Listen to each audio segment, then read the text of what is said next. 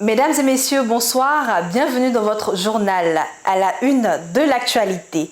Activité du comité politique, le coordonnateur général délégué chargé des élus du PDCI-RDA, Jean-Marc Yassé, prête main forte aux élus de la région de San Pedro à travers un atelier de formation.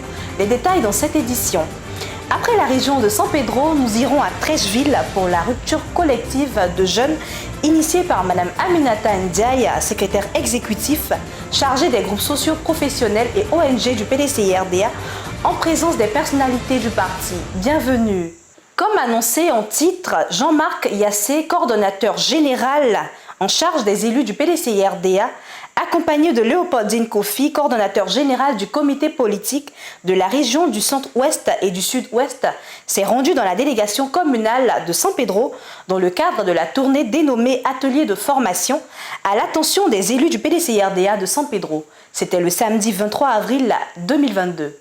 Dans le cadre de la tournée dénommée Atelier d'information et de formation à l'attention des élus et cadres du PDCI-RDA, une forte délégation du parti avec à sa tête Jean-Marc Yassé, coordonnateur général délégué en charge des élus PDCI-RDA, et Léopoldine Kofi, coordonnateur général du comité politique du Haut-Sassandra, se sont rendus dans la délégation communale de San Pedro le vendredi 22 avril 2022 où elle a eu une rencontre avec les UF-PDCI de la dite localité. Au cours de cette rencontre avec les UF-PDCI, la présidente Pétroline Grier a au nom des femmes fait une doléance aux émissaires du parti. Message bien reçu par Jean-Marc Yassé qui a répondu favorablement à la demande des UF-PDCI en leur donnant une enveloppe pour réaliser leur projet. 250 chaises VIP, un split, 2 armoires climatiseurs ont également été offerts à la délégation communale de San Pedro et une enveloppe pour l'achat des thèmes pour les militants. Le samedi 23 avril 2022, l'atelier de formation initié par la haute autorité du PDCI-RDA a porté sur le thème de l'état civil dans l'inscription sur la liste électorale. Notons que cet atelier avait pour but d'instruire les élus et cadres de la région de San Pedro afin de transformer la majorité sociologique du parti en majorité électorale pour les échéances à venir. Après la civilité et le mot de bienvenue du délégué communal de San Pedro, Nguessan Sévérin Yao. Aujourd'hui, vous avez bien voulu choisir comme lieu de votre première sortie intérieure du pays la région de San Pedro. C'est un honneur pour nous. Mais justement, à l'idée de percevoir la formation comme l'investissement le plus durable pour les hommes, il y a un adage chinois qui dit ceci, et je cite, « Si tu as des projets d'1 an, il faut s'aimer du riz. Si tu as des projets de 10 ans, plante des arbres. Mais si tu as des projets de 100 ans, forme des hommes. » Chers militants et militantes, chers élus, en réalité, en Côte d'Ivoire, le PDCI détient le record de la majorité sociologique. Mais si telle est que notre ambition en 2023 et 2025 est de reprendre le pouvoir, il faut significativement transformer cette majorité sociologique en majorité électorale, et cela passe nécessairement par l'information et la formation et l'action. Il faudra donc aller rechercher les militants sans papier, les recenser, les aider du début du processus jusqu'à l'obtention de leur papier. Begré Donatien, président du conseil régional de San Pedro prenant la parole, a salué cette initiative qui vient booster leur attachement au parti. Il a par la suite exhorté les militants du PDCI-RDA à travailler en synergie pour accroître le nombre de militants PDCI sur la liste électorale. Chers militants, nous devons nous mettre davantage en rang de bataille et faire plus avec l'appui indispensable des délégués et des cadres du parti. Tout seul, on ne peut pas y arriver. Nous avons besoin aussi de l'appui de tous les secrétaires de section, de tous les militants qui sont là, qui nous écoutent et qui nous regardent. Et chacun de nous doit apporter sa pierre à l'édifice. C'est à ce prix-là qu'on va gagner les élections. Le mot d'orientation est revenu à Jean-Marc Yassé, qui a donné les raisons et les objectifs de cet atelier de formation. Le vrai problème de notre parti se situe au niveau de nos militants qui n'ont pas de carte d'électeur, qui n'ont en faute de pièces administratives. Et c'est la raison pour laquelle nous avons initié cette formation pour pouvoir vous aider, vous accompagner et que tous nos militants puissent avoir leurs pièces afin que nous nous donnons la politique ou les moyens plutôt de notre politique. C'est-à-dire quand on dit qu'on va pour voter le candidat, c'est que nous sommes tous en rang de bataille avec nos papiers et non pas seulement dans les meetings et au moment où il faut aller voter, nous n'avons plus de papiers pour aller voter. Donc c'est-à-dire les extraits de naissance, les cartes nationales d'identité pour s'inscrire sur la liste électorale. Donc nous avons jugé bon d'y remédier véritablement pour transformer notre majorité sociologique en majorité électorale. Or, pour y arriver, un véritable problème se pose à notre parti et ses dirigeants de sa base à son sommet.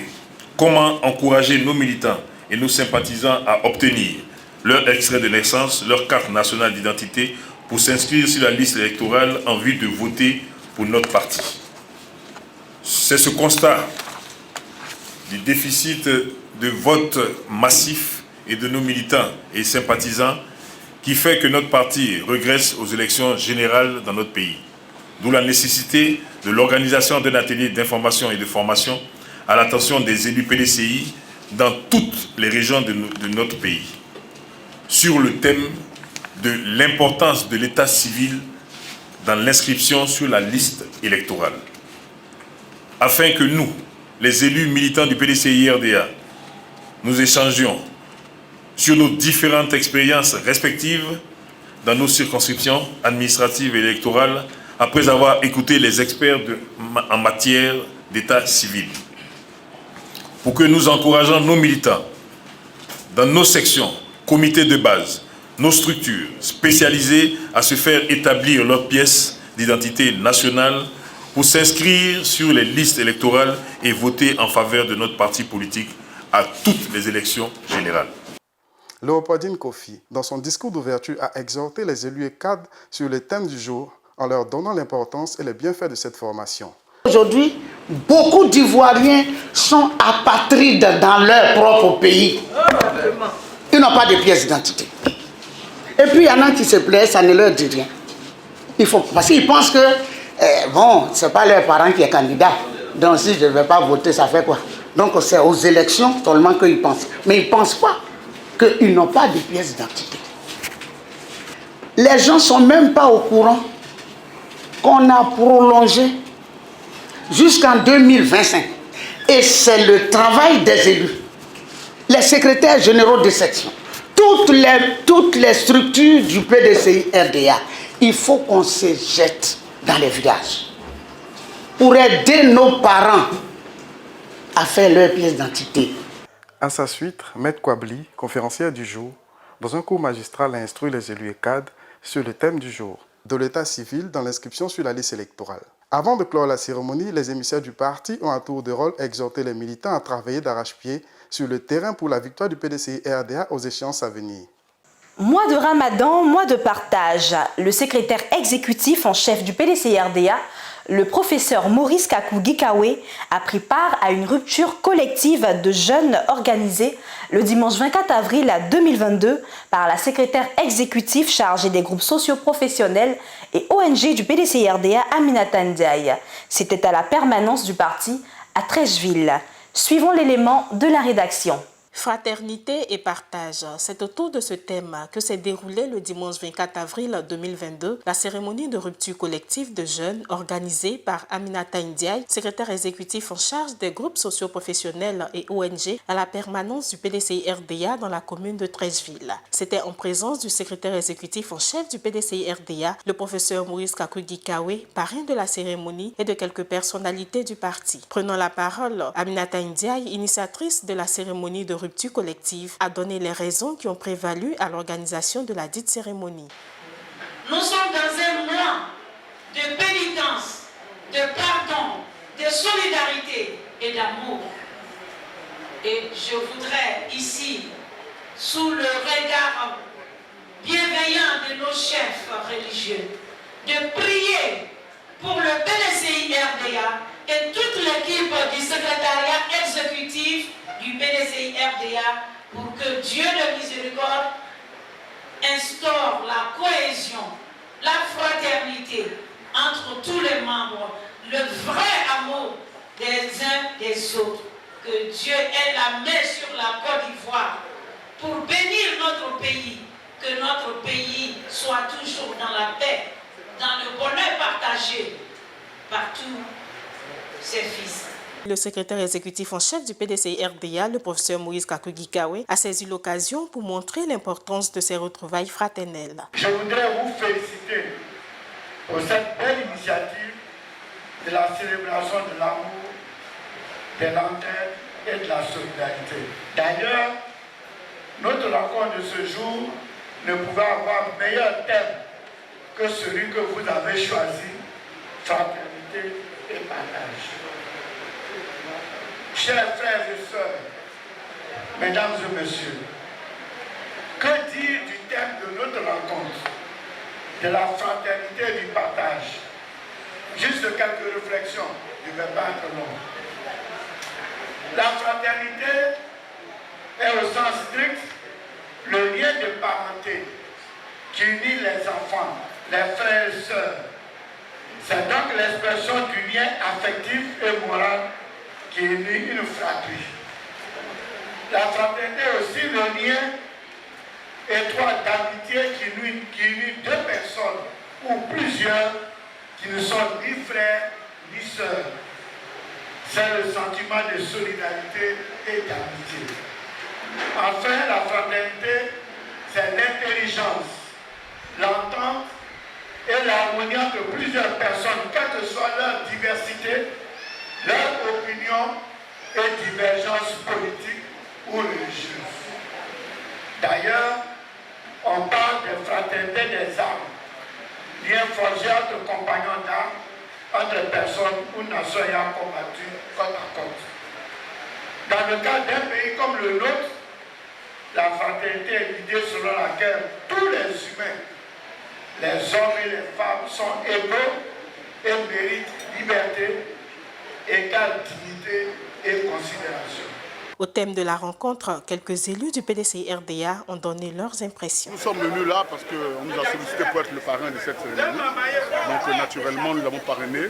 Étant la commune sœur de Makori, nous avons un devoir de soutien envers la commune de Treichville, qui, qu'on le veuille ou pas, est quand même celle qui a vu naître Makori. Donc nous sommes venus soutenir Madame la SE Aminata Ndiaye pour permettre à nos musulmans de rompre ce jeûne-là de manière agréable. On sait tous que la période du Ramadan est une période de fraternité et de partage. Donc j'ai été invitée par Madame Ndiaye, qui est responsable de la société civile du PDCI, à venir participer à cette rupture de jeûne collectif. Et pour moi, dans cette période où on parle de réconciliation, il fallait bien manifester notre solidarité à nos frères musulmans. Dans le cadre de la mobilisation et de la redynamisation du PDCI-RDA, le sénateur Koumoin René, délégué départemental de Botro 2, communie avec les militants de sa délégation. C'était le mercredi 13 avril 2022. Suivons cet élément de la rédaction. La délégation départementale du PDCI-RDA de Diabo 2 en mouvement. Koumoin Konan René, sénateur élu de la région du Béquet, maire de la commune de Diabo et délégué départemental du PDCI-RDA de Botro 2, Diabo commune et sous-préfecture, a communié avec ses parents Glo pour le développement de la dite localité le mercredi 13 avril 2022. Avant le début de cette rencontre, le sénateur maire s'est rendu à la mairie pour remercier et féliciter les filles et fils de Diabo pour leur volontariat et surtout le sens du développement à travers l'entretien des locaux de la mairie. Après cela, le délégué Koumoin René s'est rendu au foyer polyvalent d'Adiekro, 6 dans la commune de Diabo, où des centaines de militants attendaient d'écouter et de s'entretenir avec le premier responsable politique. Au cours de cette cérémonie où le sénateur maire apprenait l'union, la cohésion sociale entre les filles et fils de la dite localité, il a traduit sa reconnaissance au président Henri Konan Bédié pour son engagement en faveur de la paix et de la réconciliation nationale. Par la suite, plusieurs échanges ont meublé cette cérémonie. Des parents heureux ont traduit leur fierté et gratitude à l'endroit de leur élu et délégué départemental pour cette initiative. À la fin de la cérémonie, les militants se sont prêtés au micro de PDCI TV. Et il y a de cela 2 mois, j'ai été réhabilité par le président Henri Konan Bédié. Et donc, j'ai voulu faire cette double cérémonie. D'où parce que la première d'abord, c'était, vous savez que nous sommes rentrés dans une nouvelle année. Le calendrier a fait qu'on n'a pas pu rencontrer les parents. Donc il était bon d'abord pour leur porter la bonne nouvelle, la nouvelle du président Henri Konan Bédié, pour leur dire que leur fils a été réhabilité et que le PDCI doit se mettre au travail pour atteindre les différents objectifs, dont les élections locales pour 2023 et surtout le pouvoir d'État qui est 2025. Et donc il était bon pour cette information aux parents, lancer la remobilisation et aussi leur dresser un bilan à mi-parcours. Conviendrait que votre serviteur est également maire et sénateur de la République de Côte d'Ivoire. En ma qualité de maire, il était bon quand même on leur présente les chantiers déjà exécutés, les chantiers en cours et également annoncer les perspectives. C'est ce qui a été fait. Et vous voyez au cours de cette rencontre, les chefs de village, les présidents de comité, les femmes, les jeunes, les différentes couches ont été invités. Les conseillers municipaux, ceux-là même qui, ensemble, nous menons ce combat-là, ont été associés à cette rencontre pour que, effectivement, Diabo, qui aujourd'hui emboîte le pas, vous voyez les nombreuses infrastructures, non seulement les infrastructures routières, l'électricité, tous les grands projets aujourd'hui, vous voyez le jour à Diabo. C'est ce message fort-là que j'ai lancé à l'endroit de nos parents. Vous conviendrez avec moi, sur les secrétaires, tous les secrétaires de section sur les 12 sont là, les 71 comités de base sont là. Et je vous assure qu'au jour d'aujourd'hui, aucun membre n'est pas en dehors, à l'exception de la UFPDC, effectivement, qui est parti. Hein? Tout le reste est là, tout le personnel politique est là. Et Diabo, vous le constatez, le PDCI vit bel et bien Diabo. L'appel, c'est l'appel à l'union, qu'on se remette ensemble pour qu'on travaille. Parce qu'aujourd'hui, je crois que mon serviteur, le seul ne se dit pas salé, mais je pense que Diabo fait fier à lui, à l'exception de quelques années, ce qu'on a vu de Diabo, c'est pas la même chose. Aujourd'hui, Diabo a changé de visage et Diabo se veut une ville moderne. Et pour ce faire, nous sommes obligés de se mettre ensemble. Il y a toujours des choses à faire encore à Diabo, il y a les nombreux chantiers. Donc je voudrais que les fils et filles se joignent à moi pour qu'on se mette au travail, surtout pour la reconquête du pouvoir d'État en 2025. Nous sommes venus tenir une réunion de PDCI avec le maire. Mon impression, ça veut dire que je suis content. Je suis très content. Tout ce que le maire fait est totalement bien. Nous avons les mains derrière ce monsieur. Et donc, je suis tellement content. Il n'y a pas autre chose à dire que ça. Nous sommes 100% PDCI ici. Vous me voyez, je suis en tenue PDCI. Je suis satisfait du délégué parce que c'est un délégué très intelligent. C'est un délégué qui aime les gens. C'est un délégué qui est, je ne sais pas, quelqu'un qui est bien, il n'a pas la main fermée et tout ça. Il travaille, en tout cas, il est bon. Si on ne change pas parce qu'il faut changer, il faut dire la vérité. Quand quelqu'un est bon, nous, on ne dit pas qu'il faut que René reste totalement dans tout. Mais il faut dire qu'il faut le garder un peu longtemps pour que les gens puissent avoir certaines choses. Je suis là aujourd'hui pour soutenir le maire Koumou Konan René face à ses idées pour le PDCI, face à le développement de Diabo. Je suis vraiment contente d'être là aujourd'hui parce que le maire que nous soutenons fait beaucoup pour notre commune, fait beaucoup pour la jeunesse de Diabo. Et vraiment, ça me réjouit de faire partie de son staff, de le soutenir chaque fois qu'on a l'occasion. Si le maire délégué PDCI nous a invités et que nous sommes venus, moi, mes impressions sont que ce jeune père a vraiment une vocation, une volonté de travailler.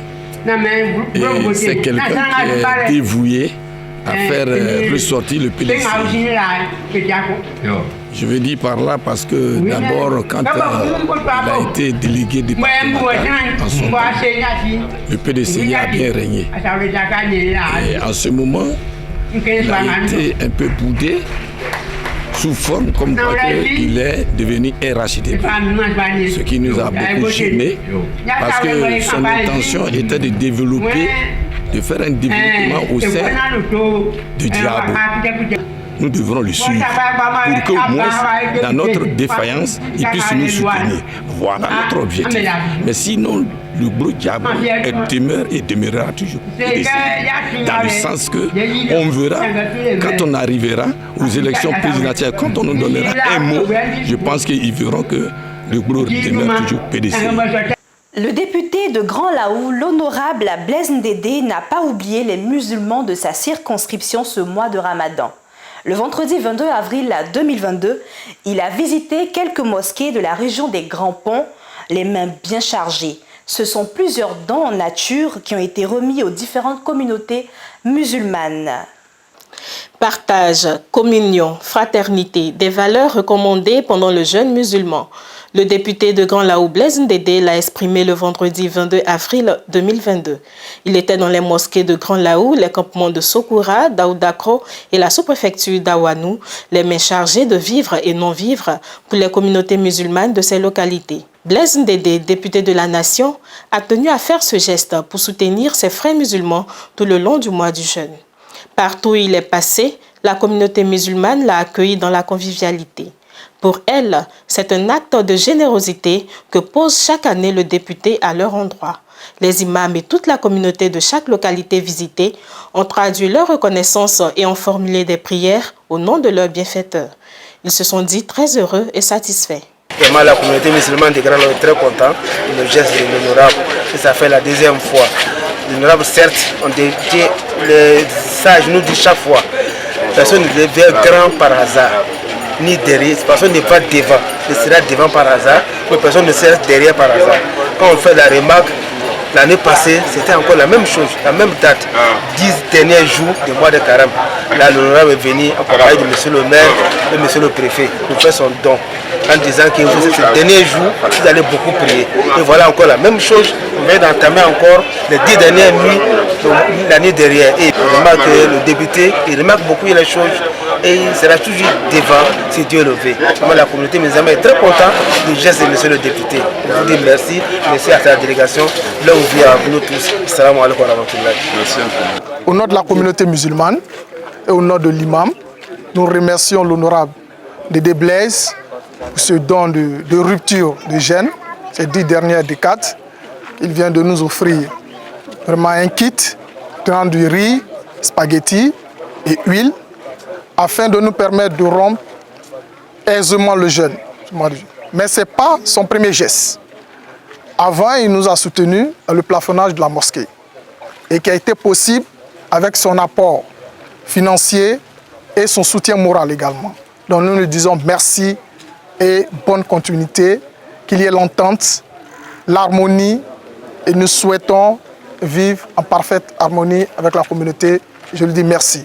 Le député, quant à lui, a demandé à ses frères musulmans de continuer de prier pour la paix et la stabilité en Côte d'Ivoire, tout en leur souhaitant un excellent mois de Ramadan. Le temps de carême, c'est un temps de pénitence, un temps de prière. Nous savons que toute la communauté musulmane est en prière pour la paix en Côte d'Ivoire. Et de coutume, nous profitons de ce temps de prière-là pour demander aux parents de prier davantage pour nous, mais pour toute la population de Grand Laou et aussi pour notre président Bédié. Et nous sommes venus les bras chargés, comme vous avez vu, avec le peu de moyens que nous avons. Nous sommes allés à Grand Laou 2, nous avons parcouru des villages de Sokoura, de Daoudakro, et nous sommes actuellement dans la sous-préfecture d'Awanou, où nous avons remis des kits, juste pour dire aux parents que nous les soutenons dans la prière, dans ce qu'ils font, et souhaiter, comme je l'ai dit, bénéficier davantage de leur prière. C'est une communauté qui nous aide, qui nous soutient, qui participe beaucoup à la vie de la communauté. Donc il prie pour qu'il y ait la stabilité et la paix en Côte d'Ivoire. Donc c'est notre contribution pour que tout cela se passe bien. Dans le reste de l'actualité, le nouveau président de la Fédération ivoirienne de football désormais connue, Yacine Idriss Diallo, prend les rênes de cette fédération à l'issue de l'Assemblée générale élective le samedi 23 avril 2022 à Yamoussoukro. Il a dévancé Sori Diabaté et l'ex-footballeur international Didier Drogba. Il succède alors à feu Augustin Sidi Diallo après 4 années et demie de crise à la Fédération ivoirienne de football. Loin de nos frontières, en France, Emmanuel Macron, président sortant, a été reconduit à la tête de la République française avec 58,5% des voix contre 41,5% pour Marine Le Pen du Rassemblement national. Et voilà, c'est ici que s'achève ce rendez-vous de l'information. Merci de l'avoir suivi. À bientôt pour un autre numéro.